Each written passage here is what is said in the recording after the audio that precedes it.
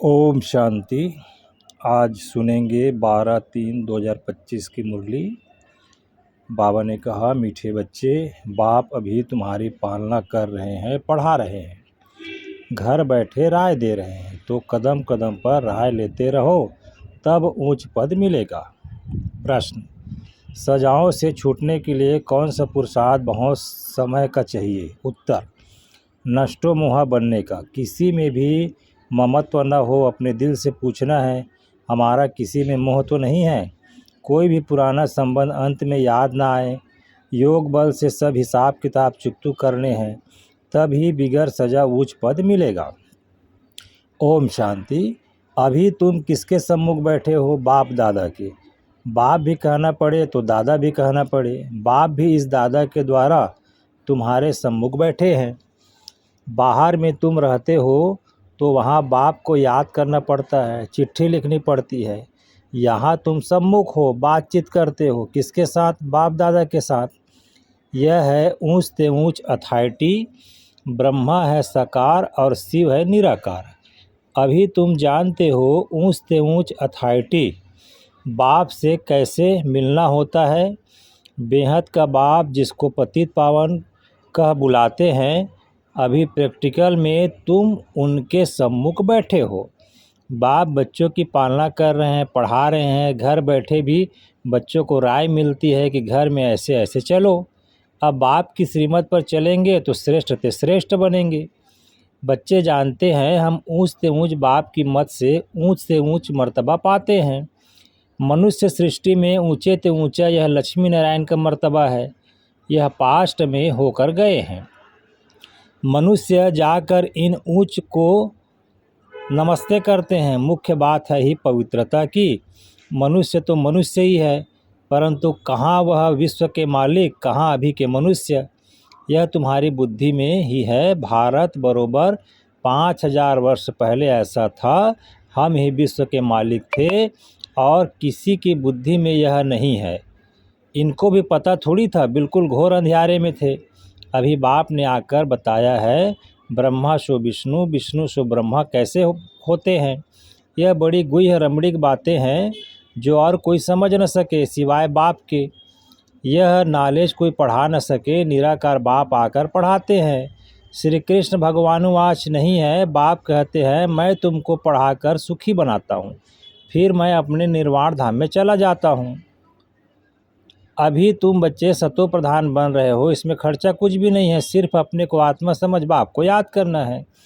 बिगर कौड़ी खर्चा 21 जन्मों के लिए तुम विश्व के मालिक बनते हो। पाई पैसा भेज देते हैं, वह भी अपना भविष्य बनाने। कल्प पहले जिसने जितना खजाने में डाला है उतना ही अब डालेंगे, न जास्ती न कम डाल सकते। यह बुद्धि में ज्ञान है, इसलिए फिक्र की कोई बात ही नहीं रहती। बिगर कोई फिक्र के हम अपनी गुप्त राजधानी स्थापन कर रहे हैं।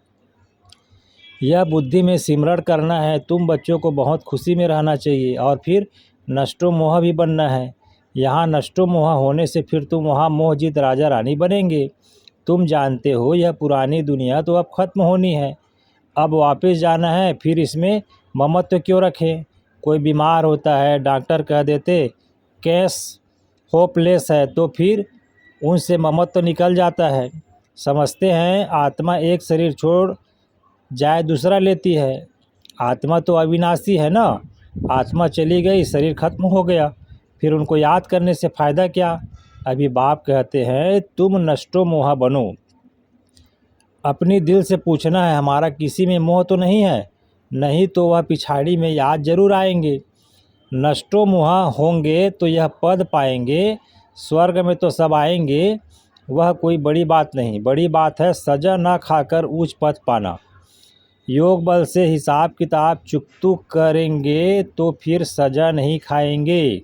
पुराने संबंधी भी याद न पड़े। अभी तो हमारा ब्राह्मणों से नाता है, फिर हमारा देवताओं से नाता होगा। अभी का नाता सबसे ऊंच है। अभी तुम ज्ञान सागर बाप के बने हो, सारी नॉलेज बुद्धि में है। आगे थोड़ी यह जानते थे कि सृष्टि चक्र कैसे फिरता है। अभी बाप ने समझाया है, बाप से वर्षा मिलता है तब तो बाप के साथ लव है ना। बाप द्वारा स्वर्ग की बादशाही मिलती है, उनका यह रथ मुकर्रर है। भारत में ही भागीरथ गाया हुआ है, बाप आते भी भारत में है। तुम बच्चों की बुद्धि में अभी 84 जन्मों की सीढ़ी का ज्ञान है। तुम जान चुके हो यह 84 का चक्र हमको लगाना ही है, 84 के चक्र से छूट नहीं सकते। तुम जानते हो सीढ़ी उतरने में बहुत टाइम लगता है, चढ़ने में सिर्फ यह अंतिम जन्म लगता है। इसलिए कहा जाता है तुम त्रिलोकीनाथ त्रिकालदर्शी बनते हो। पहले तुमको यह पता था क्या कि हम त्रिलोकीनाथ बनने वाले हैं? अभी बाप मिला है, शिक्षा दे रहे हैं, तब तुम समझते हो। बाबा के पास कोई आते हैं, बाबा पूछते हैं आगे इस ड्रेस में इसी मकान में कभी मिले हो? कहते हैं हाँ बाबा, कल्प कल्प मिलते हैं। तो समझा जाता है ब्रह्मा कुमारी ने ठीक समझाया है। अभी तुम बच्चे स्वर्ग के झाड़ सामने देख रहे हो, नज़दीक हो ना। मनुष्य बाप के लिए कहते हैं नाम रूप से न्यारा है, तो फिर बच्चे कहाँ से आएंगे? वह भी नाम रूप से न्यारा हो जाए। अक्षर जो कहते हैं बिल्कुल रांग, जिन्होंने कल्प पहले समझा होगा उनकी ही बुद्धि में बैठेगा। प्रदर्शनी में देखो कैसे कैसे आते हैं। कोई तो सुनी सुनाई बातों पर लिख देते हैं कि यह सब कल्पना है, तो समझा जाता है यह अपने कुल के नहीं हैं, अनेक प्रकार के मनुष्य हैं। तुम्हारी बुद्धि में सारा झाड़ ड्रामा 84 का चक्र आ गया है। अभी पुरुषार्थ करना है, वह भी ड्रामा अनुसार ही होता है। ड्रामा में नूंद है, ऐसे भी नहीं। ड्रामा में पुरुषार्थ करना होगा तो करेंगे। यह कहना रांग है। ड्रामा को पूरा नहीं समझा है उनको फिर नास्तिक कहा जाता है। वे बाप से प्रीत रख न सके, ड्रामा के राज को उल्टा समझने से गिर पड़ते हैं। फिर समझा जाता है इनकी तकदीर में नहीं है। विघ्न तो अनेक प्रकार के आएंगे, उनकी परवाह नहीं करनी है। बाप कहते हैं जो अच्छी बातें तुमको सुनाते हैं वह सुनो। बाप को याद करने से तुम खुश रहेंगे। बुद्धि में अब 84 का चक्र पूरा होता है, अब जाना है अपने घर। ऐसे ऐसे अपने साथ बातें करनी है। तुम पति तो जा नहीं सकते हो, पहले ज़रूर साजन चाहिए, पीछे बारात। गाया हुआ भी है भोलानाथ की बारात। सबको नंबरवार जाना तो है। इतनी आत्माओं का झुंड कैसे नंबरवार जाता होगा? मनुष्य पृथ्वी में कितनी जगह लेते हैं, कितना फर्नीचर जागीर आदि चाहिए। आत्मा तो है बिंदी, आत्मा को क्या चाहिए? कुछ भी नहीं। आत्मा कितनी छोटी जगह लेती है। इस साकार झाड़ और निराकारी झाड़ में कितना फर्क है। वह है बिंदियों का झाड़। यह सब बातें बाप बुद्धि में बिठाते हैं। तुम्हारे सिवा यह बातें दुनिया में कोई सुन न सके।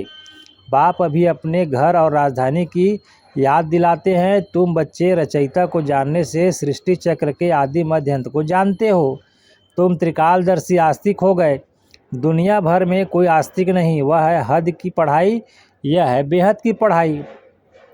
वह अनेक टीचर्स पढ़ने वाले, यह एक टीचर पढ़ाने वाला, जो फिर वंडरफुल है। यह बाप भी है, टीचर भी है, तो गुरु भी है। यह टीचर तो सारे वर्ल्ड का है, परंतु सब को तो पढ़ना नहीं है। बाप को सभी जान जाए तो बहुत भागे। बाप दादा को देखने लिए great great grand father Adam में बाप आया है तो एकदम भाग आए। बाप की प्रत्यक्षता तब होगी जब लड़ाई शुरू होगी, फिर कोई आ भी नहीं सकते। तुम जानते हो यह अनेक धर्मों का विनाश भी होना है। पहले पहले एक भारत ही था और कोई खंड नहीं था। अभी तुम्हारी बुद्धि में भक्ति मार्ग की बातें हैं।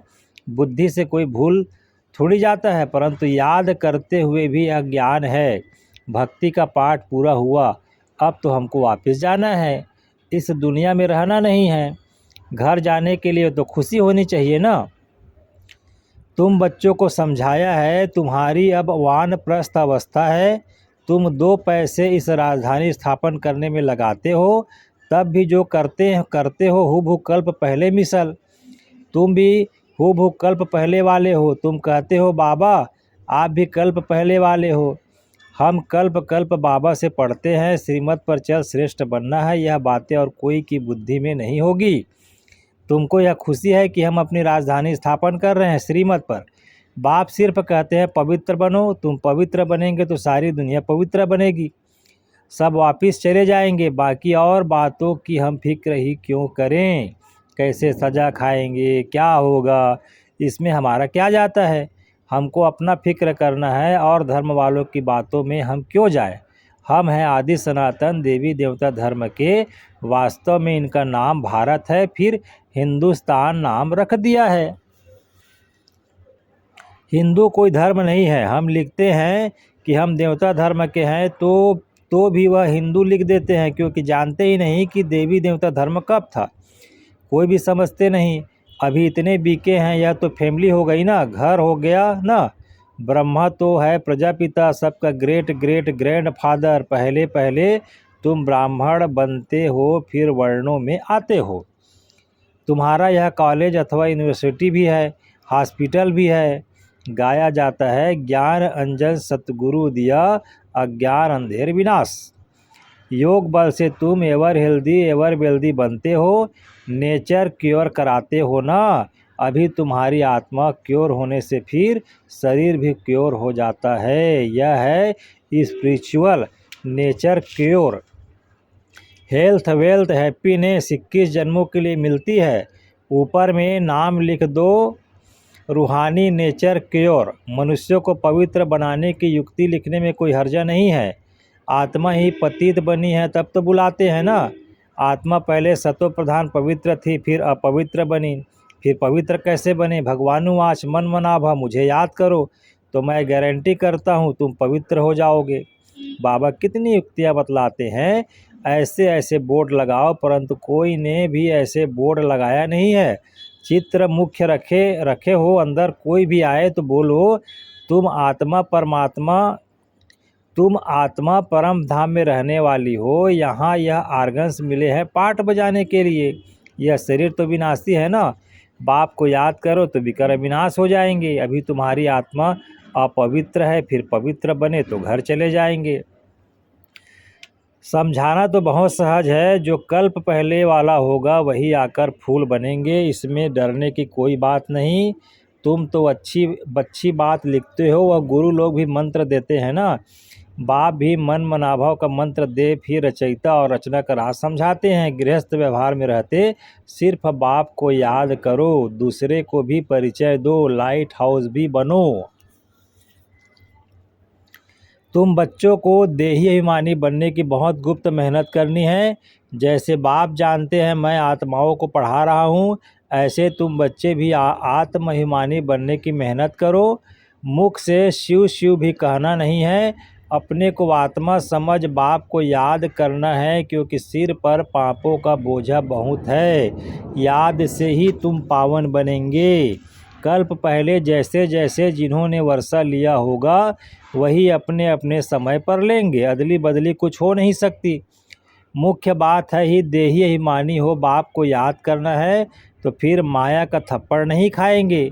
देह अभिमान में आने से कुछ न कुछ विकर्म होगा, फिर 100 गुणा पाप बन जाता है। सीढ़ी उतरने में 84 जन्म लगे हैं, और फिर चढ़ती कला एक ही जन्म में होती है। बाबा आया है तो लिफ्ट भी इन्वेंशन निकली है। आगे तो कमर को हाथ देकर सीढ़ी चढ़ते थे, अभी सहज लिफ्ट निकली है। यह भी लिफ्ट है जो मुक्ति और जीवन मुक्ति में 1 सेकंड में जाते हैं। जीवन बंध तक आने में 5000 वर्ष 84 जन्म लगते हैं। जीवन मुक्ति में जाने में 1 जन्म लगता है। कितना सहज है। तुम्हारे से भी जो पीछे आएंगे वह भी झट चढ़ जाएंगे। समझते हैं खोई हुई चीज़ बाप देने आए हैं, उनकी मत पर जरूर चलेंगे। अच्छा मीठे मीठे सिक्के दे बच्चों प्रति माता पिता बाप दादा का याद प्यार और गुड मॉर्निंग। रूहानी बाप की रूहानी बच्चों को नमस्ते, और हम रूहानी बच्चों का भी रूहानी माता पिता बाप दादा को याद प्यार गुड मॉर्निंग, नमस्ते बाबा नमस्ते। धारणा के लिए मुख्य सार है, पहला, बिगर कोई फिक्र चिंता के अपनी गुप्त राजधानी श्रीमत पर स्थापन करनी है। विघ्नों की परवाह नहीं करनी है। बुद्धि में रहे कल्प पहले जिन्होंने मदद की है वह अभी भी अवश्य करेंगे, फिक्र की बात नहीं। दूसरा पॉइंट, सदा खुशी रहे कि अभी हमारी वानप्रस्थ अवस्था है, हम वापस घर जा रहे हैं। आत्म अभिमानी बनने की बहुत गुप्त मेहनत करनी है, कोई भी विकर्म नहीं करना है।